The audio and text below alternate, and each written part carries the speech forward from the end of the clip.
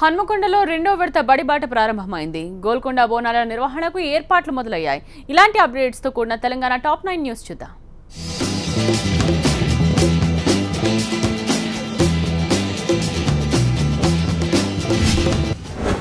హన్మకొండలో జరిగిన రెండో విడత బడిబాట కార్యక్రమంలో deputy CM Kadiyam Srihari, Warangal urban జిల్లా కలెక్టర్ అమ్రాపాలి, ఎమ్మెల్యే వినయ్ భాస్కర్ పాల్గొన్నారు.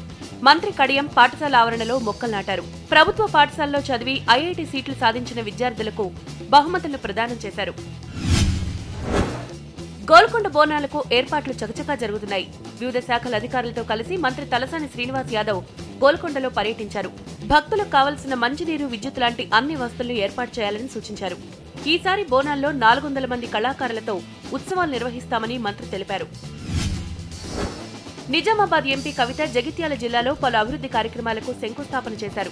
కోరుట్ల మండలం మాదాపూర్లో డబుల్ బెడ్రూమ్ ఇళ్లు, మిషన్ కాకతీయ, గ్రామ పంచాయతీ కార్యాలయ నిర్మాణ పనులకు శంకుస్థాపనలు చేశారు.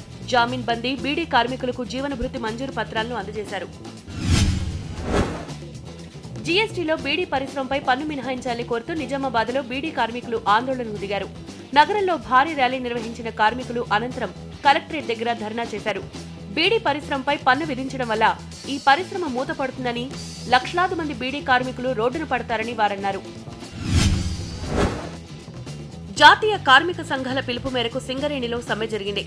మంచిర్యాల జిల్లా బెల్లంపల్లి రీజియన్లోని బెల్లంపల్లి, మందమర్రి, శ్రీరాంపూర్ డివిజన్లలో కార్మికులు విధులకు గైర్హాజరయ్యారు. సింగరేణిలో సమ్మె చేసి తెలంగాణ సాధించుకున్నామని, ఇప్పుడు వారసత్వ ఉద్యోగాల కోసం సమ్మె చేస్తున్నామని కార్మికులు అంటున్నారు.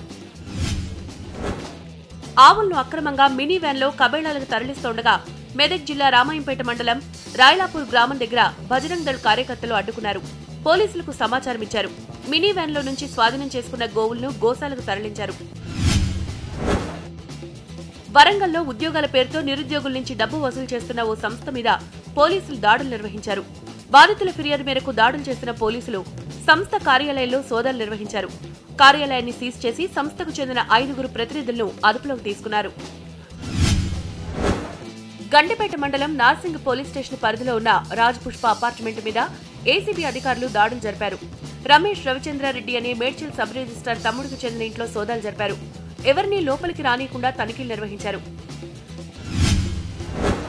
సంగారెడ్డి మాజీ ఎమ్మెల్యే జగ్గారెడ్డి ముస్లింలకు ఇఫ్తార్ విందిచ్చారు.